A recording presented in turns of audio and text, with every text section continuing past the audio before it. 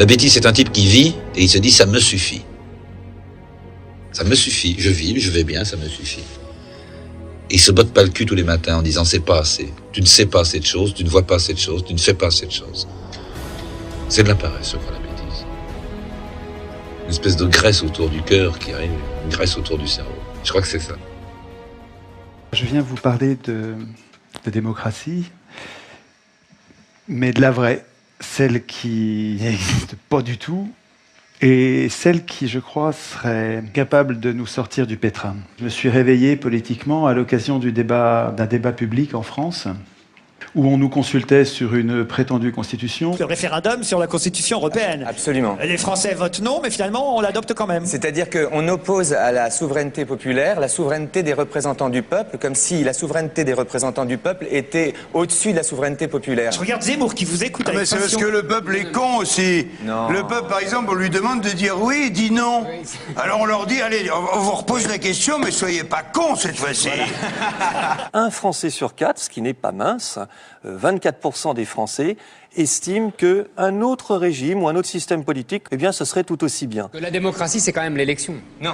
Ah si. Non, la démocratie, démos en grec, Oui, kratos ça veut dire en grec, peuple. ça veut dire le pouvoir du peuple. Ah oui. D'accord, non mais attention, il faut pas tout mélanger. Dès l'Antiquité, mais avec la modernité aussi, avec des gens comme Spinoza par exemple, ou Rousseau, Montesquieu et d'autres, ils distinguent l'élection de la démocratie. Pour eux, l'élection, si on doit voter pour se nommer des maîtres, finalement des chefs, des dirigeants, c'est qu'on va identifier les meilleurs, logiquement. C'est qu'on considère que nous ne sommes pas tous égaux pour décider et on doit s'en nommer quelques-uns. Et donc, c'est un processus, l'élection est un processus aristocratique. Évidemment, c'est pas une aristocratie comme on l'entend généralement de père en fils, une aristocratie héréditaire par le sang, mais c'est une aristocratie élective, une aristocratie élue.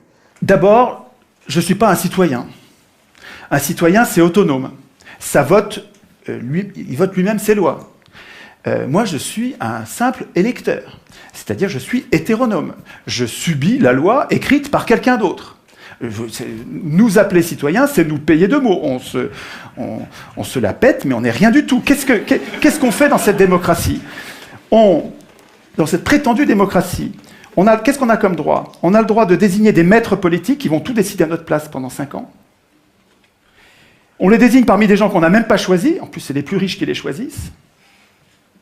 Et quand dans le cas éventuel où ils nous trahissent au dernier degré, on n'a pas le moindre moyen de résister. Vous le voyez ici, donc les PME, l'armée, la police, les niveaux de confiance sont élevés. Et surtout, derrière, c'est la dégringolade.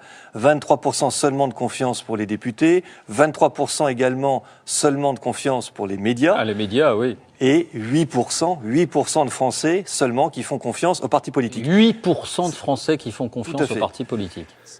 Et vous la partagez, cette défiance dans les gens qui nous gouvernent aujourd'hui ? Il y en a que vous aimez bien, d'autres que vous aimez moins ?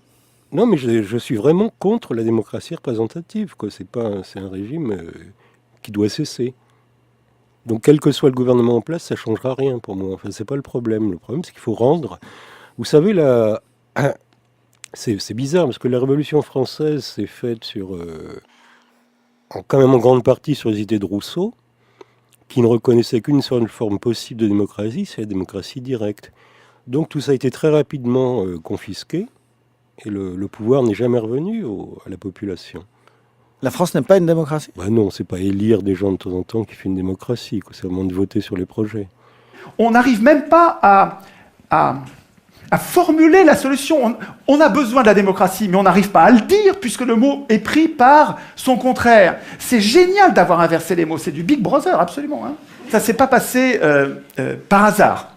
C'était pas bien au début, en 1789, quand ça a commencé il y a 200 ans, et puis ça s'est pas dégradé. C'est pas du tout ça.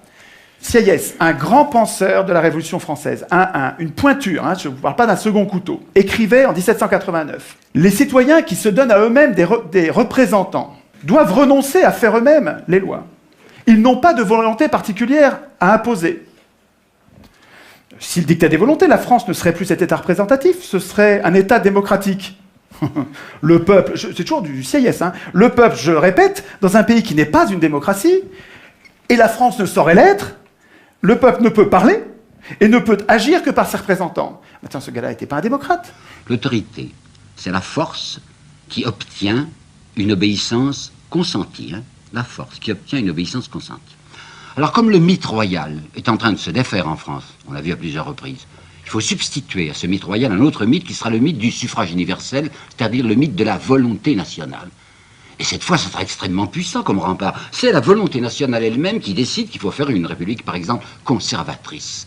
Alors quiconque se soulèverait contre un gouvernement républicain se soulève contre la liberté, puisque c'est la liberté qui s'est exprimée et qui règne à l'aide du suffrage universel. Alors vous voyez quel attentat monstrueux. On peut mobiliser toutes les forces nationales contre ceux qui prétendaient lutter contre un gouvernement dit démocratique. Oui, mais qu'est-ce que c'est que la volonté nationale? En fait, c'est la majorité. La majorité du suffrage universel, c'est-à-dire la moitié plus 1. Ben, c'est très facile d'obtenir la majorité au suffrage universel quand on sait s'y prendre.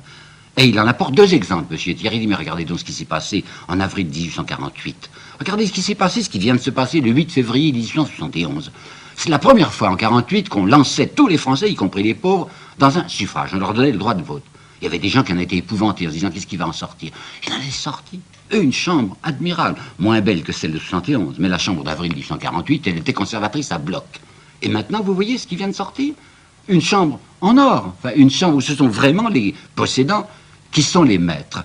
Alors que pouvez-vous désirer de plus? Si vous regardez le profil socio-économique des gens qui sont à l'Assemblée nationale aujourd'hui, il n'y a pas de pauvres. Ce sont généralement des gens qui sont riches, qui ont des moyens, qui ont une profession libérale. Ce sont des avocats, des notaires, des notables. Il y a une idée qui fait son chemin. Sans doute que c'est une pratique qui existe depuis longtemps, c'est de tirer au sort des citoyens et de les nommer sur des comités pour qu'ils prennent des décisions au lieu de fonctionner avec des élections. Oui, donc à Athènes, justement, dans Athènes de l'Antiquité, comme on avait cette idée que tous les citoyens sont égaux d'un point de vue politique, on se disait on n'a pas besoin de voter pour choisir les meilleurs d'entre nous, puisqu'en principe, on se considère à peu près égaux, et donc on va tirer au sort. Le tirage au sort, à Athènes, il donnait un tout petit peu de pouvoir, pas longtemps, et jamais 2 fois de suite, avec plein de contrôles qu'il faudrait prendre le temps d'expliquer, ce qui fait que les Athéniens, ils donnaient ce petit peu de pouvoir pour le garder pour eux.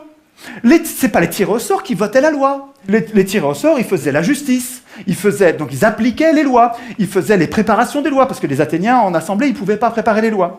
Et parce que les représentants étaient affaiblis par le tirage au sort, les citoyens avaient la garantie qu'il restait le souverain. Par rapport à la démocratie directe, il y a beaucoup de gens qui participent à ça et qui ont pas seulement des éloges à transmettre, mais aussi des critiques. C'est-à-dire qu'ils disent que c'est long.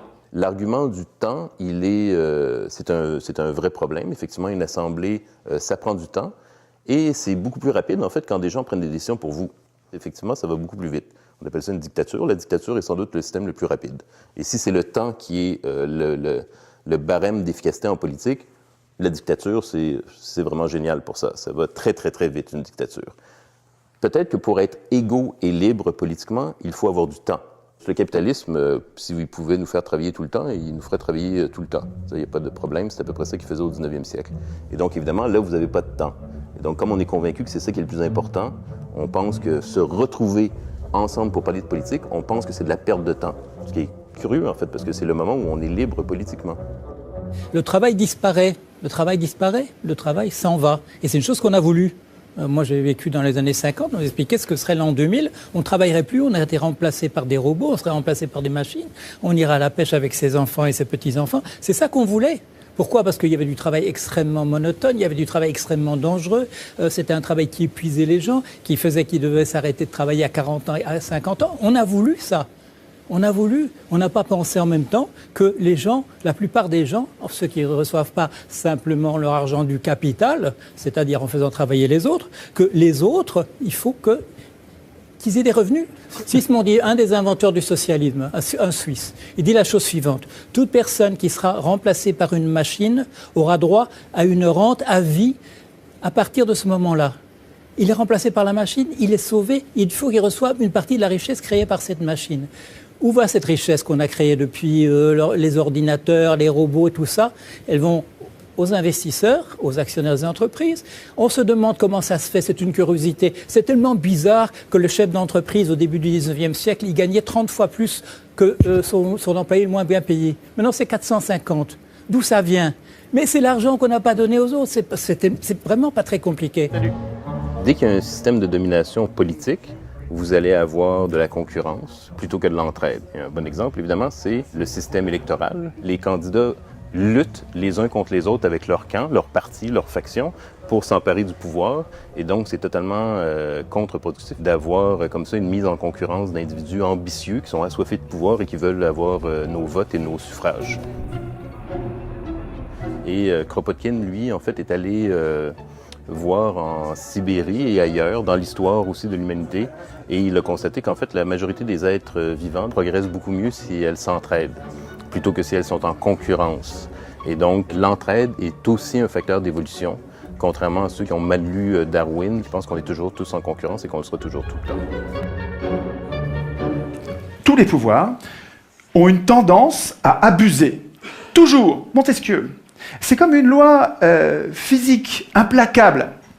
Et il y a une idée géniale pour nous protéger de ça, c'est la Constitution.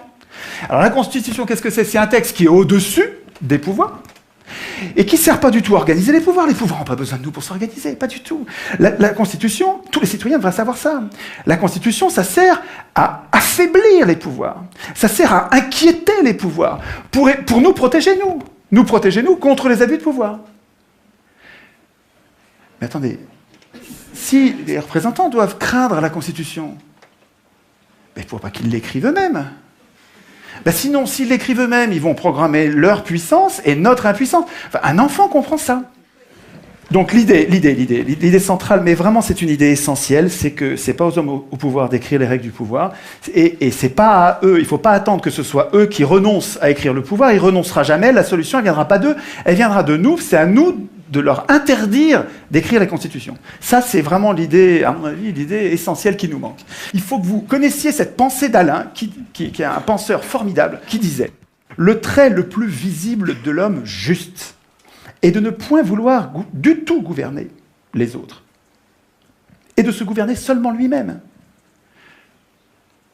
Cela décide tout. Autant dire que les pires gouverneront. Si les gens bons ne veulent pas gouverner, et qu'on donne le pouvoir, comme dans le gouvernement représentatif, à ceux qui le veulent, les pires gouverneront. Ce piège, qui est désespérant d'Alain, Alain, il a raison quand il dit ça, il a raison dans le gouvernement représentatif. Parce que tant qu'on donne le pouvoir à ceux qui le veulent, tous les gens qui sont justes, qui sont bons, qui ne veulent pas du pouvoir, on ne les aura pas. Il y a actuellement une idéologie à peu près dominante qui consiste à dire à peu près l'histoire politique de l'humanité est terminée. Nous avons trouvé la société parfaite. Bien sûr, elle n'est pas parfaite, mais c'est tout ce que l'humanité peut donner. Alors, si on fait la liste de tout ce que l'humanité peut donner, avec la situation actuelle, avec les ventes d'armes à l'Iran, avec le Iran Gate, avec la mort par inanition d'une énorme partie du tiers-monde, avec la rivalité entre les deux grands, quels que soient les accords qui passent, etc., qui peut d'un moment à un autre déboucher à une catastrophe, avec les problèmes écologiques fantastiques qui existent. Bon, on s'aperçoit que cette position, l'histoire politique de l'humanité serait terminée, qu'on a trouvé la forme parfaite, est absolument inacceptable. C'est qu'il nous faut autre chose. Et cette autre chose ne pourra être à la mesure des problèmes qui se posent que si effectivement il y a un changement des attitudes de la population, du peuple, des gens, de vous, de moi, des autres. C'est-à-dire qu'ils comprendront qu'il y a quelque chose qui s'appelle la chose publique, et cette chose publique n'est pas ce monstre qui est dans un coin, c'est nos affaires, que ça nous concerne, et que si on s'en occupe, ça nous retombera sur la tête, dans le cas extrême sous forme de bombes nucléaires, dans d'autres cas sous d'autres formes. Allez sur le message.org qui a été fait par l'un d'entre vous.